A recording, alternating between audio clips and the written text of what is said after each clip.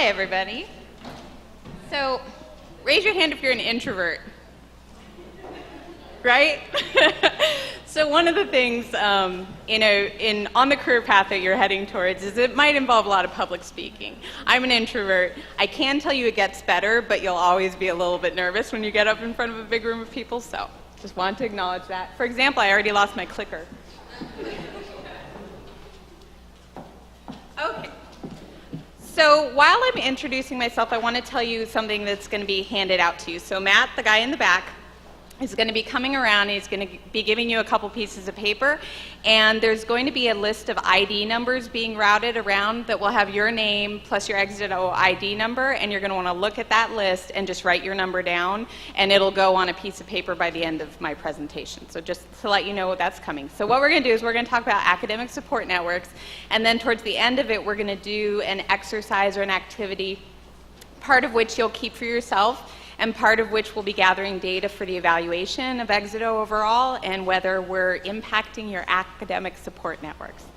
So we're going to kind of skip through part of this presentation because a lot of what Tom talked about is sort of relevant in the whole conversation we just had over the past couple hours, because it is all about mentoring. It's different support roles you might have in your academic support networks. So I'm Jennifer Blakesley. I'm research faculty here at PSU. I'm here because of my academic support network. I graduated from the PhD program a few years ago, and Tom was a big mentor of mine. And so through my relationship with Tom, I was connected with the EXITO program. Most of my research tends to have to do with three things.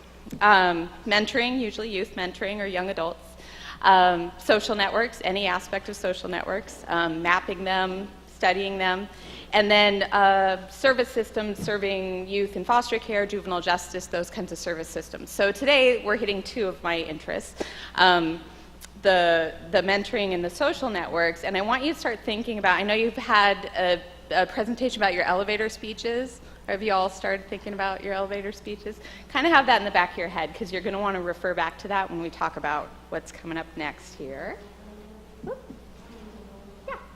Okay. So social networks. When I say that, we all have people in our lives from various domains. We've got our personal life, we've got friends and family, all the hobbies, all the interesting, fun things we do that have nothing to do with school and work. That's not what we're talking about today. Today, we're talking about the ones that have to do with school and work. So academic and career, and you guys are in a really unique situation because you're undergraduates and you're already thinking about your career. So I know I shared in the earlier panel that when I was an undergraduate, I had no idea where I was going after that, and I had no idea research was a thing that existed. So I'm so excited to see a room full of you guys here, because there is a career path that is waiting for you, that's eager for you to follow it, and the biggest thing you have to do is build a social support network for your academic goals and follow your own interests, whatever your interests are. Keep thinking about those. You're not going to know exactly what they are yet. You can change them anytime you want. Just try to stay curious, be interested. So we're going to talk about your academic support network. So as you go through your academic career, your undergrads now, as you move into grad school, as you graduate and get your first postdoc career, as you move into the research world, you're going to have a different combination of people in your networks, serving all different kinds of roles. Those mentors are going to change. Some people are going to start out being one thing, they're going to end up being something else. Some relationships are going to grow and really support you for years and years. Some people you're going to know for a year and they'll do something kind of very small and specific to help you get to your next stage. That's all good. That's all part of academic support mentoring. So some of those relationships, like we talked about before, they're going to be assigned to you. Some of the ones are going to be ones you identify. It's going to be the professor that you just click with. It's going to be the grad student who's supervising you in a lab and you just love talking about science together. So you're going to have a combination of both of those. Some are going to be short-term, some are going to be long-term. They're both important. Some are going to be stronger relationships. This came up with the mentoring conversation before. And some of them are going to be what we call weak ties in social network research. And so strong ties are the people that stay in our lives for a long time. We get a lot of different kinds of support from them. They feel like family if they're not already family. Weak ties tend to refer to friends of friends. They tend to refer to short-term relationships. But research shows that's how we all get to the next stage. It's how we all get jobs. Because the people that we have strong relationships with, we all know the same people. So it's the friend of a friend who is like, oh, I actually know a student that would be great for that project. You want me to put you in touch with them? So remembering, because I know it came up when we were talking about mentoring, the strong ones matter. They matter a lot. But the weak ties, the kind of strategic ties that you build, the kind of intentional relationships you reach out and develop, those are important too.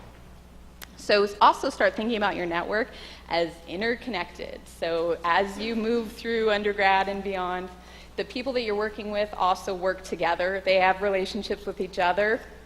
You want to pay attention to your reputation as a student. You want people to think of you as someone who, is responsible and shows up on time and is excited about learning and helps others with their learning, because the people in your support network are connected to each other, and they're saying good things about you, and they're thinking of you when they hear of an opportunity. So we are going to, do we have handouts yet? Oh, nope, they're on their way. Okay, we'll skip that. So we're going to talk about a few different functions today. It's a little bit different. So Tom was talking about you're going to have the peer mentors and the career mentors and the research mentors. We're going to think about it a little bit differently for this exercise. We're going to think of it not as the title that they have, but what you actually get through those relationships. And we're going to look at 5 different ways. And we're going to think about who in your life is already providing these things, and I'll detail what these all are. But the overview is we're going to talk about sponsors, we're going to talk about mentors, we're going to talk about coaches, we're going to talk about collaborators. Colleague is a similar word for collaborator that you could use, and then emotional support, or counselor, sort of. And we can map these relationships out, and the papers that are coming around too will show you what we're going to do as an activity together. So first, we're going to talk about sponsor. So sponsor, someone who has higher status, more influence than you. They can open doors for you. This is probably not going to be a super strong relationship. It might be, but it's going to be. So who ended up here this week because someone kind of nudged you and said, hey, I think you might be interested in this EXITO program? So someone had their eyes on you and thought, I've got a really sharp student in my chemistry class, and I read about this program, and that's who I'm going to tell about this program. Those are your sponsors. These people have enough status and influence that they can open doors for you, very importantly, when you're not in the room. So when one of their peers comes to them and says, hey, I'm looking for a great student for a new project, or these are the people that can write you letters of recommendation. And an example of why these might not be super long-term relationships, for the career mentees that I have, I wrote a letter of recommendation for one of them after I'd known her for 3 or 4 months, and it was completely easy to do that and say glowing things about her because I'd been meeting with her for an hour and we'd just been talking about how awesome she was and what her interests were. So I felt like I could write a glowing letter about her interests and her intellect and what a pleasure she was to work with. So sponsors aren't necessarily someone who knows you super well. It's that they know enough to know that you're going places and they're comfortable recommending you for something. So this is, again, where your reputation as a committed student matters a lot. Being a good student is kind of like a full-time job, which is tough because a lot of you have jobs on top of that, 1 or 2. So it's just something to be mindful of, especially as you go further along into grad school and beyond, that it's not just, it's kind of a job. You want people to think of you next time they have a job opening. You want them to think, you know what, she was a really sharp student in my class, and I'm looking to pay someone to help me out in the lab, and they'll think of you. So next, we're going to talk about mentoring. So it's a very broad term. We narrowed it down a little bit in this case. Last year, we called this mentoring in your field, and we kind of broadened it a little bit. It's someone who can sit down and talk with you about your ideas, about your substantive interests, whatever research, science paths you're interested in, or maybe they're in a different field, but they have a kind of job that you want to have. They know what it's like to be an academic. They know, they can sort of brainstorm with you about where you're going next. You can have these developmental conversations with them where you go in with an idea of what you want to think about, but you need to talk through it with someone who has been there. So this is what we mean by mentoring. They know a lot about the fields you're headed into. They're a role model for you. These are the people, when I think of mentoring, I think of an hour-long discussion that doesn't necessarily have a long agenda, but it's about you and where you're headed. So yeah, you're going to have a lot of these kinds of mentors through the program and just through your careers. Tips for working with these types of people: be prepared. Think through at least what you want to talk about. It is so helpful as a mentor when someone comes in with their list of maybe just broad questions. So tell me about how to pick a grad school.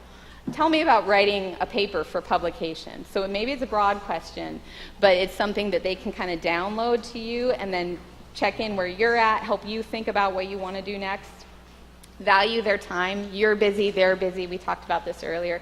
It's just important. It helps build the relationship. Follow up with them when they give you great advice and you follow it, because it's an excuse to contact them again and develop the relationship further.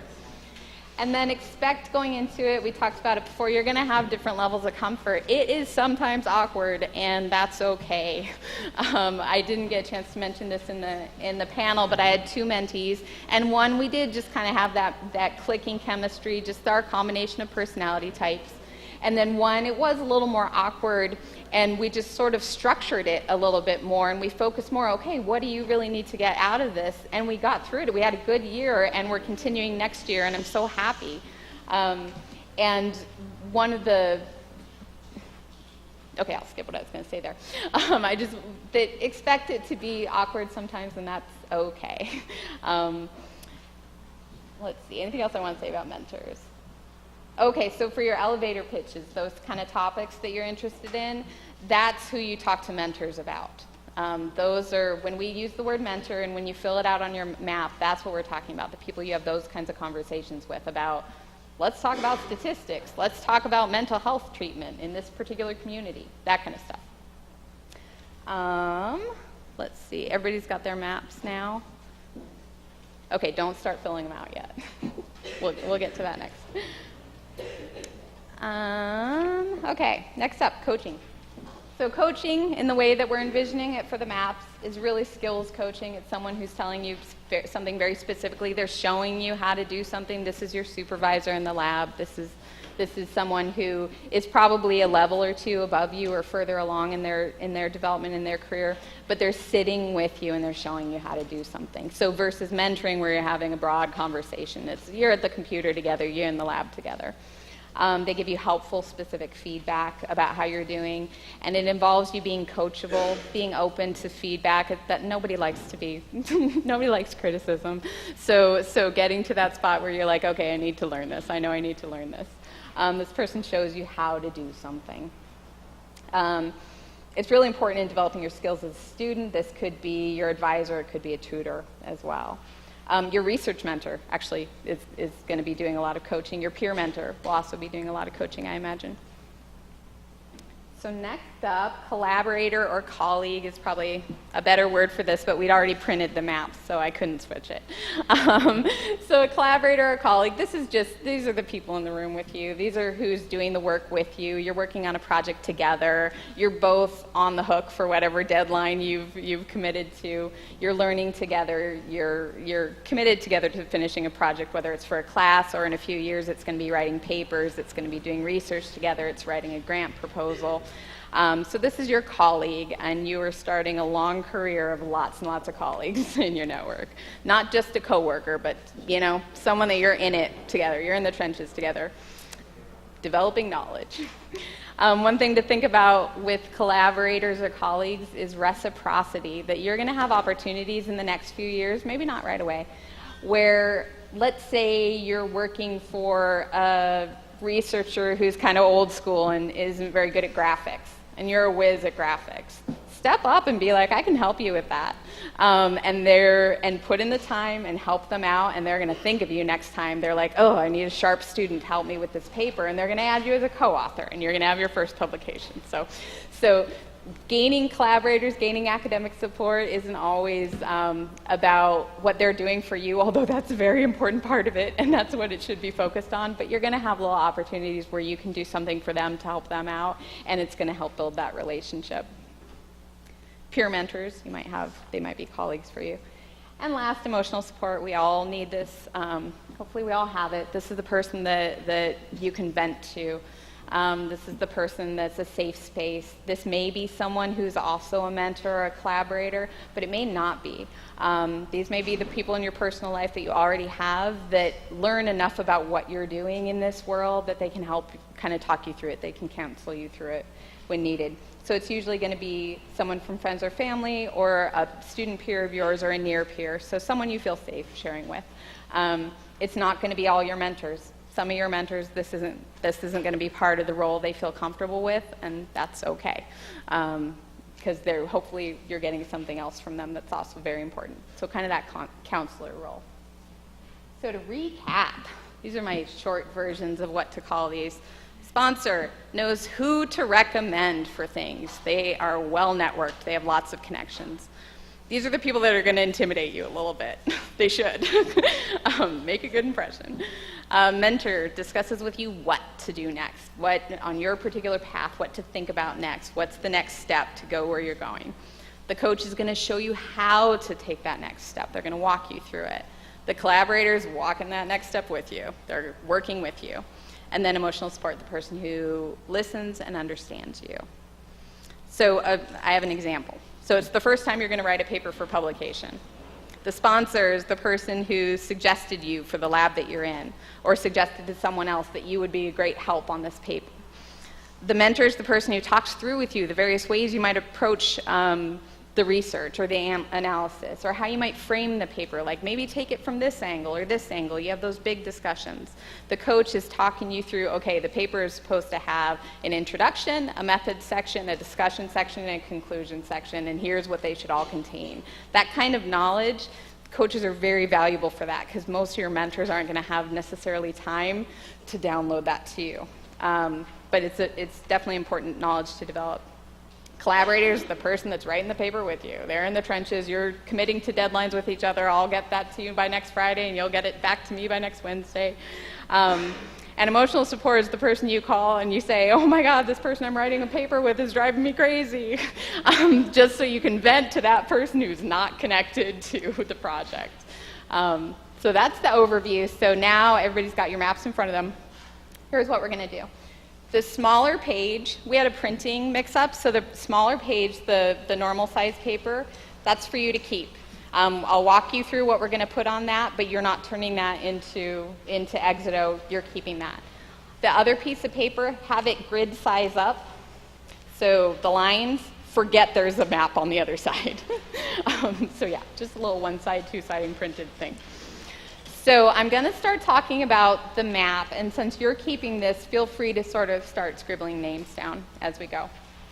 So we're using the map to brainstorm the names of people who are already in your academic network, and you can include people you've met this week if you're pretty sure you're going to maybe stay in touch with them, you're going to reach out to them, you're going to see them back on campus. Go ahead and include those people. So this is brainstorming, it's generating names. Think about maybe in the past year, people that have supported you in the past year in these ways we've talked about: coaching, mentoring, sponsoring, collaborating, and emotional support. And then you've got those three sections, and I'll show you mine that I filled out. So this reflects my last year of grad school. So this is a few years ago, and I told you I was an introvert. One thing I want to stress is this is after 5 years of grad school, and there's still not a whole ton of people on there. So you might not have a bunch of names on your map, and that's totally okay. You're just starting out. And you might end grad school with this many, and that's great. I got here to be with you guys today. So when you look at this professional academic network, those are basically the people that it's their job to support you, or they've signed up to support you. They're faculty, they're advisors, they're tutors, they're the mentors you get paired with. They're people that are campus-based. So when I look at mine, that's basically my dissertation committee. It was the advisor for the PhD program, and a couple other people that were really important in helping me get to next steps. Peer academic network. So those are your same age or same developmental level. So yeah, I shouldn't say age. It's really about, are they undergrads with you? It doesn't matter if there's a 20-year age difference. Are you both at the same level of academic development? That's your peer. Your near peer is going to be a couple years ahead of you, or they're going to be a grad student. So that's who would go here. So again, kind of school-based relationships, not your friend that's just your friend. And then down in personal support network, that's where you can put your friend who's just your friend. These are family and friends, but I want you to think about the reason I only have 2 names up here, my Aunt Lori and my friend Emily. I have other people that are my friends and family, but these are the 2 people that I talk to about school. My aunt heard me talk so much that eventually she knew who I was talking about. So when I said so-and-so, she knew who I was talking about, so could counsel me through it. It wasn't just me venting and her saying, it'll be okay, honey. She was able to say, yeah, but Tom's sometimes like that, right? And it's like, yeah, thanks, Aunt Lori, for the reminder. Emily was a friend that I worked with. We knew a lot of the same people, so I could talk to her about, how should I approach this faculty person? How do I write this email? What do you suggest? So it was academic type stuff that I could talk to her about. So when you're filling out your personal support network, we want to honor and value friends and family, but we want to think about, okay, who are the ones that are really helping you be here today? Because they care about why you're here. They know why you're here. I think a student said earlier that their family said, we're here to support you, but we can't help you. And I thought that was kind of a great way to put it. It's the ones that can help you. Okay, so let's go ahead and... Okay, so these are just the guidelines for while you're filling this out. We'll take 10, 15 minutes. And again, go ahead and put people you've met this week if you think they're going to be important in your academic network. When we move on to the next page, you're not going to include those people, but for now, write down their names so you remember them. You're keeping this map. So take your time. Questions?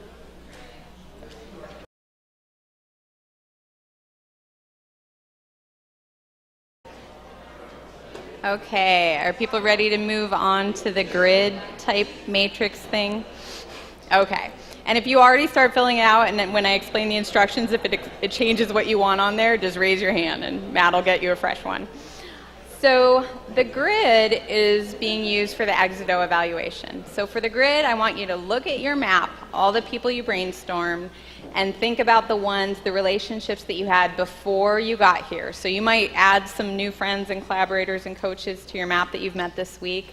Don't include them on the grid. I want you to think about, like a couple weeks ago, the people that were providing regular support. So when you think about that core support network, the person that you meet with weekly or maybe once a month, the professor, the teacher that was really helpful in getting you here, and you talked to them a couple weeks ago and told them you were coming.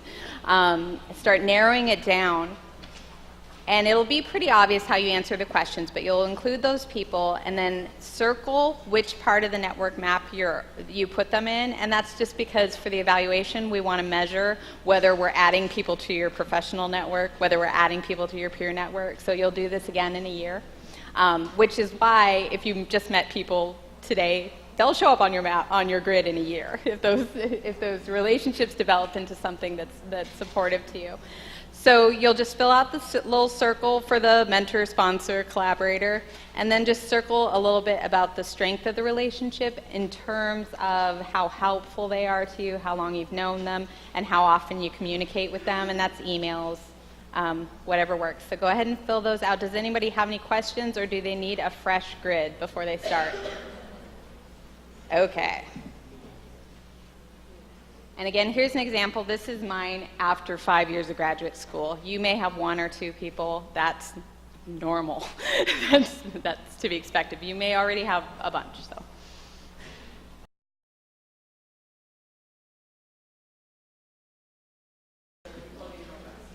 Who's heard of imposter syndrome? Do you want to say what you think it is? Or I can tell.